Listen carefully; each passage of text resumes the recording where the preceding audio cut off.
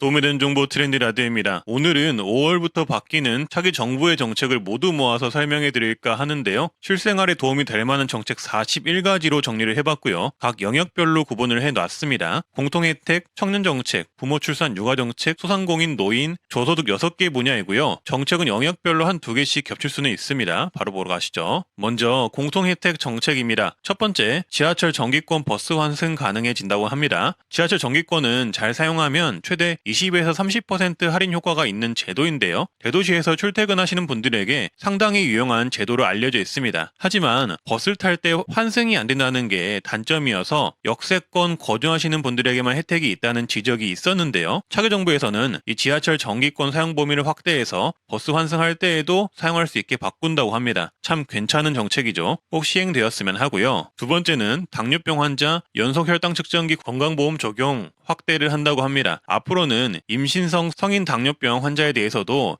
연속 혈당 측정기를 건강보험에서 지원해 준다고 합니다. 따라서 혈당관리 비용 부담을 크게 덜어드린다고 하는데요. 제 어머니가 당뇨이신데 측정기도 좋지만 측정 시험지, 침, 알코올솜 이런 것들도 부담이라고 하더라고요. 따라서 이런 것들도 같이 지원이 되었으면 합니다. 세 번째는 연말정산 세금 부담을 완화한다고 합니다. 일단 인적공제 본인 기본 공제액 200만 원으로 상향을 하고요. 부양가족 요건을 만 25세까지 완화를 하고 신용카드 사용 공제 한도를 50% 인상을 하는 등 이런 혜택들을 늘려준다고 합니다. 개인적인 생각으로는 여기에 영세 자영업자들을 위한 소득공제도 더 추가가 되었으면 좋겠다는 생각을 합니다. 네 번째는 전기자동차 주유소 충전도 가능하게 한다고 합니다. 전기자동차 충전소를 주유소, LPG 충전소 내에도 설치되게끔 관련 규제를 완화한다고 하는데요. 따라서 전기자동차 충전소가 많이 늘 수 있게 한다고 하고요. 다섯 번째는 전기차 충전요금을 5년간 동결하겠다고 합니다. 전기차 충전요금이 상당히 많이 올랐는데요. 이 부분을 감안해서 5년간 금액을 동결시킨다고 합니다. 요새 전기차 충전요금이 많이 올라서 가성비가 떨어지고 있다는 이야기가 나오고 있는데 이 부분을 감안한 정책인 듯 합니다. 여섯 번째는 만 나이로 법적 사회적 기준을 통일하겠다고 합니다. 실제로 만 나이를 적용하게 된다면 우리는 한두 살 더 어려지게 되겠네요. 다음 일곱 번째는 실내 체육시설 이용료에 소득공제를 적용해 준다고 합니다. 헬스장, 필라테스, 요가 등 실내 체육시설을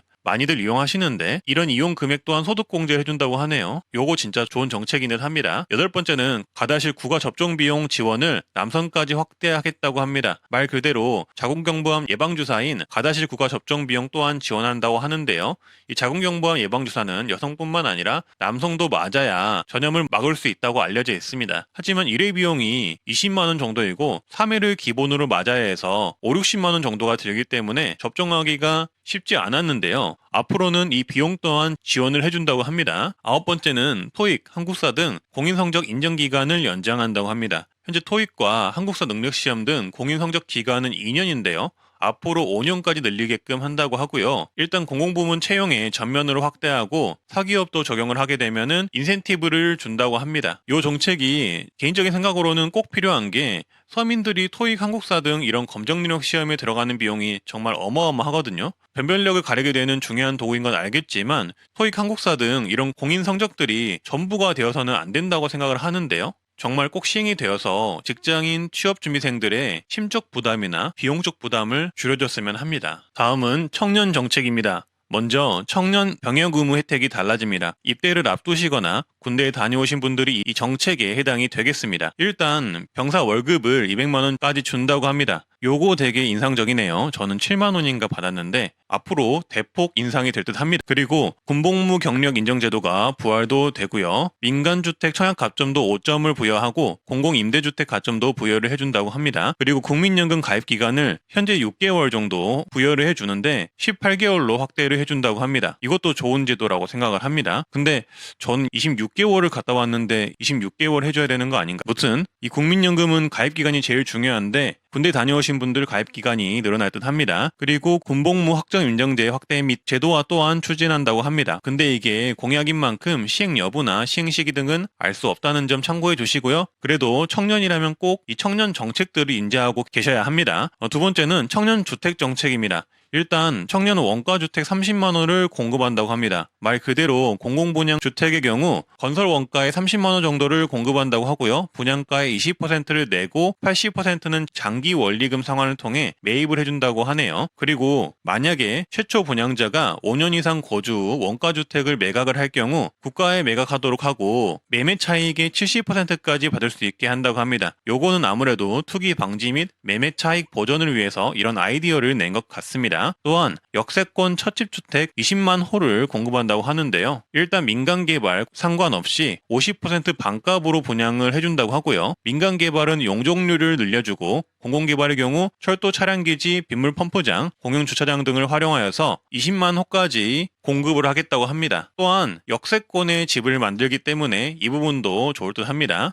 개인적인 생각으로는 방금 말씀드린 주택 정책의 경우 만약에 시행이 되고 분양이 된다고 하면은 정말 대박일 듯 합니다. 건설 원가 분양을 하거나 아니면 반값 분양에 거기에 역세권 분양이라면은 당첨되는 분들에게는 굉장히 좋겠죠. 물론 이 공약들도 시행 여부가 중요합니다만 미리 알고 있으면 좋습니다. 그리고 세 번째는 주택청약 제도가 개선이 됩니다. 현재 주택청약 제도의 구조 개선을 하는 건데요. 개선안은 추첨제가 확대가 됩니다. 60제곱미터 이하는 가점제 40%, 추첨제 60%, 60제곱미터 이상 85제곱미터 이하는 가점제 70%, 추첨제 30%, 85제곱미터 이상은 가점제 80%, 추첨제 20%로 변경이 됩니다. 그 전에 비해 추첨제가 다양하게 활용되는 게 특징이고요. 1인에서 2인 가구나 신혼부부 등을 위해 소형주택에 대한 추첨제를 부활시키겠다고 합니다. 그리고 아까 말씀드렸듯 군 제대장병에게는 청약가점 5점을 부여를 하고요. 그리고 네 번째는 청년 취업 후 상환 대출 제도를 취업 준비생까지 확대를 한다고 합니다. 현재 대학생들은 생활비 대출이 되잖아요. 근데 앞으로는 대학 미진학자이거나 졸업생이더라도 생활비 대출이 되게끔 하겠다는 내용입니다. 20대 취업 전 저소득층이 대상이라고 하는데요. 소득 8분위 이하라고 하니 거의 대부분이 받으실 수 있을 듯 합니다. 중위소득으로 따지자면은 200% 이하라고 보시면 되겠습니다. 대출 한도는 최대 1천만 원 내에서 취업준비금과 생활비를 저리로 대출해주고 취업 후 장기 분할 상환을 하겠다고 하고요. 중위소득 90% 이하는 의무 상환 시기가 오기 전까지 이자가 면제된다고 합니다. 대박이죠. 다섯 번째는 청년들의 목돈 마련을 위해 청년 도약 계좌를 도입한다고 합니다. 이 정책은 만약 시행이 된다면 최대 5,754만 원을 받기 때문에 청년이면 무조건 가입하는 대박 정부 지원 적금입니다. 만 19세에서 34세 이하의 근로사업소득이 있는 청년들이 가입이 가능하고요. 10년 동안 적금을 하면 1억 목돈을 마련해주겠다는 게 사업의 취지인데요. 현재 논의되고 있는 내용만 간단하게 정리를 하면 연소득 2,400만 원 이하는 30만 원 적금하면 40만 원을 지원을 해주고 연소득 2,400만 원에서 3,600만 원 이하는 50만 원 저축하면 20만 원 지원, 연소득 3,600만 원에서 4,800만 원 이하는 60만 원 저축하면은 10만 원 지원을 해준다고 합니다. 연소득 4,800만 원 이상 소득자 같은 경우는 비과세 혜택만 적용을 해준다고 합니다. 따라서 10년간 70만 원을 이렇게 넣게 되면은 3.5% 복리이자로 1억 목돈을 만들 수 있게 된다고 하는데요. 요거를 정부가 지원을 해준다는 거죠. 이렇게 되면 정부의 지원금은 대략 1,439만 원부터 최대 5,754만 원까지 받게 된다고 합니다. 대박이죠. 그리고 기존 청년 희망적금 가입자는 요걸로 갈아타게 하는 걸로 논의 중이라고 하고요. 개인소득 외에 가구소득과 재산도 본다고 하고요. 본인 사정에 따라 중도 인출도 허용할 예정이라고 합니다. 다만 이렇게 되면 형평성 논란에서 벗어날 수가 없을 것 같아서 이대로 시행될지는 지켜봐야 할 듯 합니다. 그리고 예산 마련도 굉장히 중요할 듯 하고요. 하지만 이대로 시행이 어렵더라도 이와 유사한 방식으로 시행되지 않을까 싶습니다. 여섯 번째는 농촌 청년 지원입니다. 간척지 등 대규모 공공농지 우선 배정, 농촌 스타트업 지원, 공공주택 우선 배정 등이 될 듯 하고요. 다양한 지원들이 늘어날 예정이라고 합니다. 그리고 일곱 번째는 일반 주택 구입 시 혜택을 부여를 하는 건데요. 생애 최초 주택담보대출을 할 경우 3억 원까지 지원을 하고 신혼부부에게는 4억 원까지 3년간 저금리 대출을 한다고 하고요. 그리고 생애 최초 주택 구입자 등에게 LTV 80% 상향 등을 해준다고 합니다. 그리고 여덟 번째는 청년 도약 보장금으로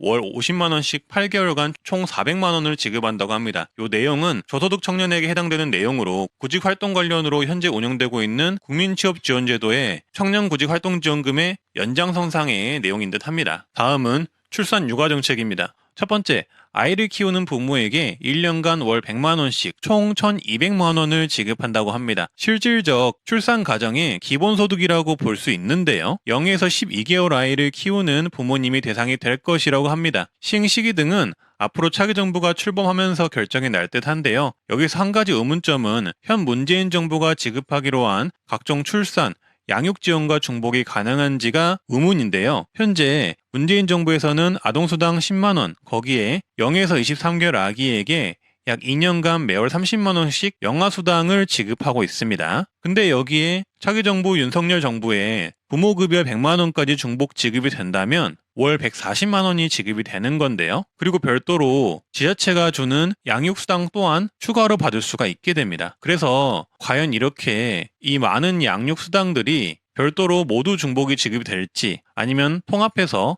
100만 원까지 줄지 요게 앞으로 정책이 꾸려질 때 가장 중요한 포인트일 듯 합니다. 그리고 이것 외로도 원래 시행되고 있는 정책으로는 출산 시 200만 원을 지원하는 첫 만남 이용권 정책도 있습니다. 따라서 앞으로는 아이를 낳는 가정들은 많은 지원을 받을 수가 있으니 참고해 주시고요. 두 번째, 육아휴직 기간을 확대해주고 배우자 출산 휴가를 20일로 늘린다고 합니다. 앞으로는 육아휴직 기간을 현행 남녀 각각 1년에서 1.5년씩 부부와 합산 총 3년으로 연장한다고 하고요. 기업이 육아를 하는 직원에게 재택근무를 맡기면 그 기업에 인센티브를 부여한다고 합니다. 그리고 배우자 출산 휴가를 20일까지 연장한다고 하고요. 특수 형태 근로종사자, 자영업 등을 위한 사각지대도 해소할 만한 정책을 내놓는다고 하네요. 세 번째는 난임부부 치료비 지원을 늘리고 난임 휴가 기간을 확대하겠다고 합니다. 난임부부 치료비 지원 사업의 경우 소득 기준이 있었는데 이 부분을 폐지하고 모든 난임부부가 혜택을 받을 수 있도록 지원하겠다고 하고요. 체외 수정은 최대 20회까지 지원하고 사실혼 부부의 난임 시술 조건을 완화하겠다고 합니다. 또한 난임부부 치료에 대한 비급여 항목인 프로게스테론, 배아 냉동보관 비용 등을 지원하겠다고 하고 현재 난임의 30에서 40%를 담당하고 있는 남편 난임검사 비용 또한 무료로 지원을 하겠다고 합니다. 그리고 난임 치료휴가 기간을 현행 3일에서 7일로 확대한다고 하고요. 그 다음은 의료 취약 지역 등에 대한 산후조리원 지원 확대를 하겠다고 합니다. 또한 아이 돌보미 이용 가족을 모든 영유아 및 초등학생 가족으로 확대하겠다고 합니다. 그리고 영유아 건강검진에 인지정서, 사회성 발달 검사 등을 추가한다고 합니다. 그리고 번외 정책으로는 현재 인수위원장인 안철수 위원장은 손주 돌봄 수당을 공약을 했었는데요. 집안의 어르신이 손주를 봐주면 한 명당 월 20만 원씩 최대 40만 원까지 지급하는 손주 돌봄 수당을 약속을 했었습니다. 따라서 차기 정부의 안철수 위원장이 참여를 한 만큼 그 전에 내세웠던 공약이 차기 정부에 포함이 될지도 한번 지켜보시면 좋을 듯 합니다. 다음은 소상공인 정책입니다. 먼저 상병수당을 신속하게 도입을 하겠다고 합니다.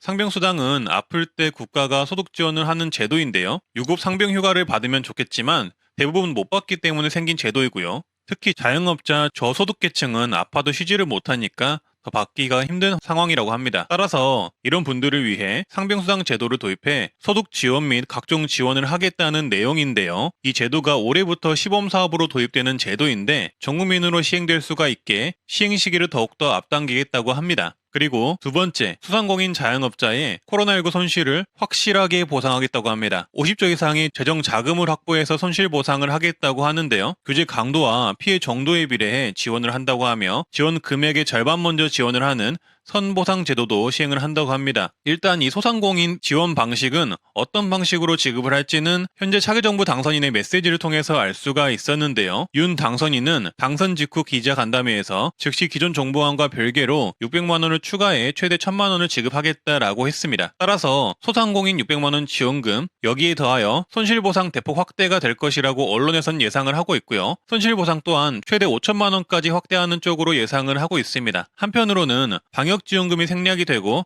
손실보상 제도만 개편을 할 수도 있다고 하는데요. 이 부분은 일단 어떻게 될지는 조금 더 지켜봐야 할 듯 하고요. 지급 시기 같은 경우는 윤 당선인이 취임 후 100일 이내라고 이야기했습니다만 앞으로 문 대통령과 만남에서 2차 추경을 건의할 예정이라고 언론에 나오는 만큼 지급 시기가 조금 더 빨라질 수도 있지 않을까 예상을 해봅니다. 그리고 다시 공약 정책으로 넘어와서 5조 원 이상의 특례 보증을 통해 저리대출 자금을 확대한다고 하고요. 폐업 소상공인 손실보상 등 보상 사각지대를 해소하겠다고 합니다. 폐업 소상공인 소상공인 손실보상 요 내용은 꼭 지켜졌으면 좋겠네요. 사실상 재작년과 작년 초 폐업을 하신 분들은 거의 아무런 보상도 받지 못했는데 이런 사각지대를 위한 정책이 꼭 나왔으면 합니다. 세 번째는 코로나19 긴급 금융 지원을 한다고 합니다. 코로나19 피해자에 과감한 금융 지원을 한다고 하고요. 대출금에 대한 만기 연장 및 세금, 공과금, 임대료, 인건비 등에 대해서도 적극적인 세제 지원, 금융 지원 등을 통해 기존 제도의 사각지대를 제거하겠다고 합니다. 또한 IMF 외환위기 당시에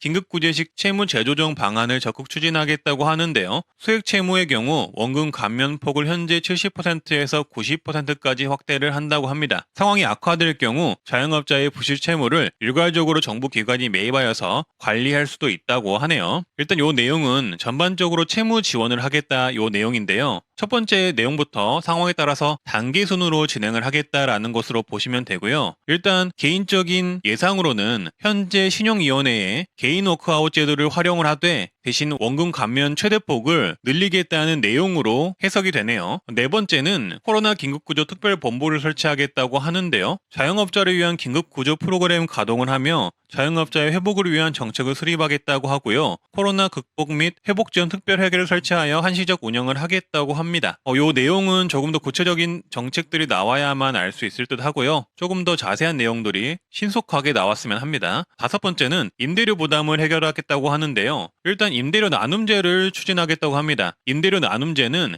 임대료를 임대인, 임차인, 국가가 3분의 1씩 나눠서 분담하는 제도라고 하고요. 이 제도를 도입하겠다고 하네요. 그리고 코로나19가 종식이 되면은 임대인의 임대료 손실분을 국가가 보존하겠다고 하는데요. 조금 더 자세한 내용이 나와봐야 알겠지만 아무래도 임대인분들의 반발이 크게 있지 않을까 싶어서 시행할 수 있을까라는 우려가 조금 듭니다. 그리고 영세 자영업자분들을 위해 부가세, 전기, 수도요금 등 한시적 50% 경감을 해준다고 하고요. 임대료 인하분, 전액 세액공제 등을 공약으로 내걸었습니다. 그리고 여섯 번째는 전통시장 활성화와 디지털 전환을 하겠다라고 하는데요. 일단 전통시장 주차장 조성 지원을 확대하겠다고 합니다. 이 부분 굉장히 많이 필요하죠. 전통시장은 차댈 곳이 없어가지고 가게가 꺼려질 때도 있는데 이 부분 꼭 시행이 되었으면 하고요. 그리고 공동 배송 시스템 등을 구축하겠다고 하는데요. 쉽게 말해 전통시장의 배송 시스템을 구축할 수 있도록 돕겠다 이런 내용이고요. 그리고 전통시장 상인 저금리 신용대출도 해준다고 합니다. 나머지 내용들 또한 디지털 전환에 맞서서 온라인 홍보, 온라인 판매 등을 전통시장에 지원을 해주는 정책이라고 보시면 되겠습니다. 그리고 마지막 일곱 번째는 여행 관광업계에 지원을 하겠다고 하는데요. 일단 중소여행사와 관광업계 피해 회복을 적극적으로 지원해준다 하고요. 관광사업자 폐업 및 재기 지원과 여행업의 손실보상 적용 등을 추진하겠다고 합니다. 아무래도 여기에서는 여행사업의 손실보상 적용이 가장 큰 내용인 듯 합니다. 그리고 각종 컨텐츠와 한류, 관광 랜드마크를 조성하겠다고 합니다. 다음은 노인정책입니다. 먼저 첫 번째, 기초연금 1인당 40만 원이 확정이 되었습니다. 기초연금 공약은 누가 되던 40만 원 확정인 상황이었는데요. 제20대 대통령 당선인의 공약인 만큼 임기 내에 기초연금 40만 원은 지켜질 듯 합니다. 현재 당선인의 공약은 기초연금 1인당 10만 원 증액, 부부 기준으로 따졌을 때 월 16만 원 증액이고요. 단독가구 월 48만 원, 부부가구 월 68만 원이 될 예정입니다. 이 부분은 지켜질 듯 하고요. 앞으로 주목해야 할 건 이재명 후보는 부부감액 폐지 공약도 걸었는데요. 이런 상대편 공약도 수용을 할지 이 부분은 지켜봐야 할 듯 싶습니다. 따라서 이렇게 기초연금 인상을 하게 되면 OECD 국가 중 노인빈곤율이 굉장히 높은 우리나라에 노인빈곤율을 5% 가까이 완화할 수 있게 된다고 합니다. 두 번째는 참전용사 기초연금 사각지대 해소를 위한 실질적 보상대책 마련을 한다고 합니다. 쉽게 말해 참전용사분들이 기초연금을 받을 수 있도록 돕겠다는 건데요. 무조건 모두에게 지급하겠다 이런 내용은 아니고요. 보훈급여금을 기초연금 지급 여부와 관련된 소득 인정액에서 제외를 하겠다고 합니다. 즉, 기초연금 선정을 할 때 보훈급여금은 소득으로 포함시키지 않겠다 이 말로 해석이 되는데요. 그러면 아무래도 기초연금 수급자가 되는데 조금 더 도움이 되겠죠. 그리고 추가로 중복지급 금지 또한 삭제를 한다고 합니다. 세 번째는 당뇨병 환자를 위한 내용인데요. 거의 모든 연령대에 해당이 되고요. 특히 어르신분들이 많이 혜택을 보실 듯 합니다. 당뇨 환자들에게 연속 혈당 측정기 건강보험 지원을 한다고 합니다. 따라서 당뇨병 환자의 비용 부담을 경감시켜준다고 하니 참고해 주시고요. 네 번째는 어르신 골다공증, 우울증 국가 건강검진을 확대를 합니다. 현재 골다공증 무료검진을 만 54세 여성, 만 66세 여성에게 지원을 하고 있는데요. 여기에 추가로 만 60세 여성과 만 72세 여성에게도 골다공증 무료검진을 지원을 한다고 합니다. 그러면 여성분들은 약 4회 정도 골다공증 무료검진을 받을 수 있게 되겠네요. 그리고 우울증 국가검진을 50세 이후 5년 주기로 강화를 한다고 합니다. 그리고 다섯 번째는 퇴직 소득세 폐지를 합니다. 은퇴를 앞두고 계시거나 은퇴 후 다른 일을 하시는 분들이 있으실 텐데요. 앞으로 퇴직금 5천만 원 이하에는 소득세를 부과하지 않는다고 하고요. 약 95%가 이 혜택을 볼 듯합니다. 그리고 여섯 번째는 어르신 건강 증진 여가 활동 프로그램 확충을 한다고 합니다. 어르신 여가를 위해 다양한 프로그램을 마련한다고 하는데요.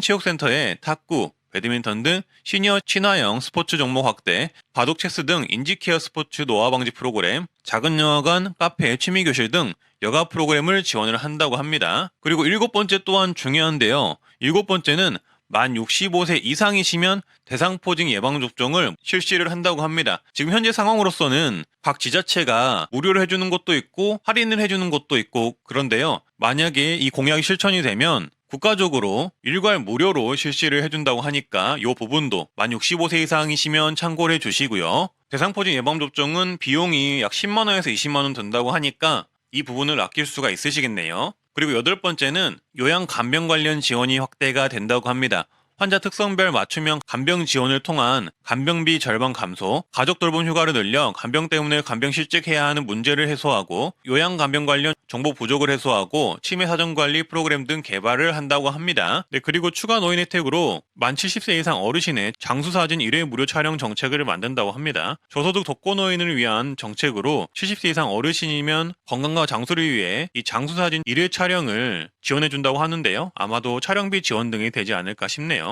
그리고 다음은 바뀔 가능성 높은 정책들 두 가지인데요. 아홉 번째는 부양 의무자 전면 폐지가 논의가 될 수 있습니다.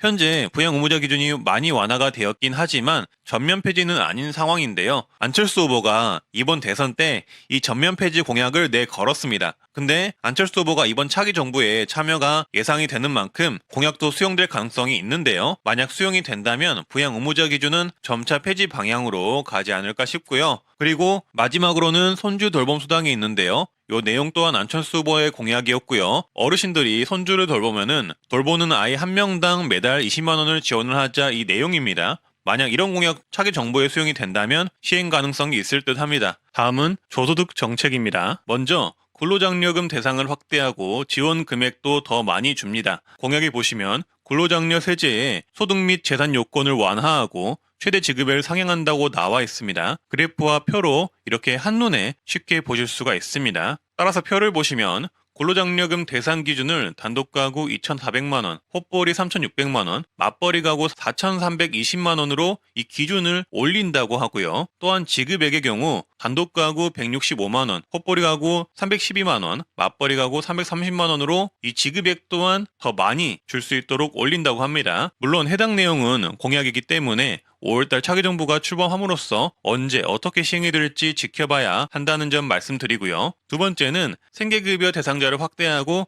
생계급여 지원금 또한 10만 원을 더 준다고 합니다. 일단 생계급여 지급 기준을 기준 중위소득 30%에서 35%로 단계적 상향을 한다고 합니다. 따라서 지금 생계급여를 못 받는 분들도 앞으로는 받을 수 있는 가능성이 더 높아지게 됩니다. 근데 여기서 한 가지 더 말씀드릴 건 35%가 아닌 40%까지 올릴 가능성도 있거든요. 요거는 제가 영상 마지막에 한 번 더 말씀드릴게요. 그리고 생계급여 대상자 중에 일부에게는 월 10만 원을 추가 지급하는데요. 장애인, 노인, 아동, 근로능력이 없는 가구원을 포함하고 있는 가구에 월 10만 원을 추가 지급한다고 합니다. 그러면 정부가 바뀌면은 이런 정책들이 언제 시행되든지 한번 봐보셔야겠죠. 그리고 기초생활보장수급자의 급여 결정 시 근로 및 사업소득에 대한 공제를 50%까지 확대도 해준다고 합니다. 그리고 세 번째는 국민안심지원제도를 시행한다고 합니다. 지금 현재 긴급복지지원제도를 개편을 해서 국민안심지원제도로 이름을 바꾸고 확대 및 개편을 한다고 하는데요. 코로나19 등 위기 사유를 더 추가하여서 어려운 국민은 누구나 신청 가능하도록 한다고 합니다. 아무래도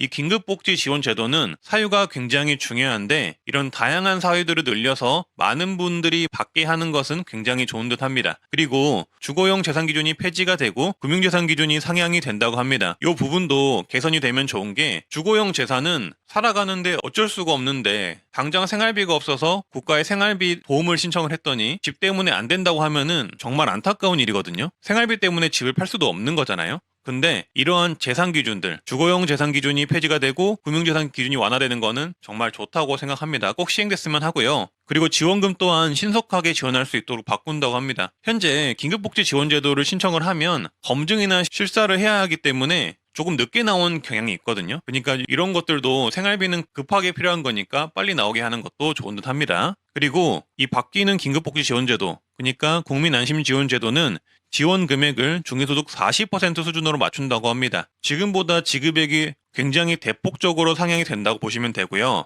4인 가구 기준으로 월 200만 원 정도 받게 하는 걸로 추정을 할 수가 있습니다. 그리고 원래는 기본적으로 한 달만 지급하는데 기본 3개월을 줄 수 있게 제도 개선을 한다고 하니 앞으로 생활이 급격하게 어려워지신 분들 같은 경우에는 이 국민안심지원제도, 구긴급복지지원제도를 잘 활용하시면 좋겠죠. 또한 네 번째는 재난적 의료비를 확대한다고 합니다. 이 재난적 의료비는 우리가 살면서 크게 다쳤을 때 그리고 무서운 질병이 걸렸을 때 국가에서 의료비를 지원해주는 제도인데요. 따라서 현재 기준으로 다양한 기준들이 있지만 간단하게만 말씀드리자면 기초생활수급자 차상위 계층 그리고 중위소득 50% 이하 또는 100% 이하인 분들에게 단계별로 이 재난적 의료비를 지원을 하고 있고요. 또한 이 재난적 의료비의 질병 기준은 현재 6대 중증 질환으로 제한을 하고 있는데요. 차기 정부에서는 모든 질환으로 확대를 하겠다고 합니다. 그리고 중위소득 100% 이하인 분들은 의료비 부담액이 가구 연소득 대비 15% 초과일 경우에만 지급을 했는데 앞으로는 10% 초과일 경우에 지급하는 걸로 이 기준 또한 완화하겠다고 합니다. 그리고 연간 지원 한도 또한 3천만 원에서 5천만 원까지로 늘린다고 합니다. 다섯 번째는 상병수당 도입을 앞당기겠다고 합니다. 상병수당은 뭐냐면 내가 아파서 회사나 사업을 쉬어야 할 때 국가에서 돈을 주는 것이라고 보면 되는데요. 현재는 시범사업일 뿐더러 공무원, 교직원, 공공기관, 대기업 종사자만 누릴 수 있는 혜택이고 일반 사업자나 직장인들은 받기 어려운 제도인데 이런 것들을 개선한다고 하고요. 특히 자영업자, 저소득층의 경우 받기가 어려운 상황에 처해 있어서 아파도 쉬지도 못한다고 합니다. 따라서 이 상병수당 도입을 더욱더 앞당기겠다고 하는 건데요. 어떠한 질환이든 입원을 하던 외래 재택치료를 하던 간에 지원을 하는 방향으로 간다고 하고요. 빠르게 치료받을 수 있는 환경과 신속하게 일자리를 복귀할 수 있도록 지원을 하며 적정한 소득 지원을 한다고 합니다. 근데 개인적인 생각으로는 이 내용만을 봐서는 어떻게 지원할지 알 수가 없는데요. 일단 자영업자, 저소득자를 위한 상병수당 지원 방안을 마련하겠다 이 정도 취지로 이해를 하시면 되겠고요. 앞으로 조금 더 구체적인 내용을 차기 정부에서 마련해 주시면 좋을 듯 합니다. 그리고 안철수 후보는 생계급여를 중위소득 40%까지 지급을 하자고 주장을 했고요. 부양의무자 제도를 완전히 전면 폐지를 하자고 주장을 했습니다. 따라서 150만 명이 이 생계급여 혜택을 더 볼 수 있게 하자 이런 내용을 주장을 했었는데요. 앞으로 차기 정부에 안철수 대표가 참여하는 만큼 이런 정책들이 같이 시행이 될지는 지켜봐야 할 듯 싶습니다. 네, 오늘은 이렇게 우리 생활에 도움되는 40개가 넘는 차기 정부의 정책을 모두 알아봤는데요. 조금이라도 도움이 되셨으면 하고요. 궁금한 게 있으시면 댓글 남겨주시면 되겠습니다. 그리고 시청자분들에게 필요한 정책이 있으시다면 꼭 메모해 두셨다가 앞으로 시행되면 꼭 혜택 받아보시길 바라겠습니다. 구독과 좋아요, 알람 설정해 주시면 감사하겠습니다. 이상입니다. 오늘도 건강하시고 행복하시길 바라겠습니다.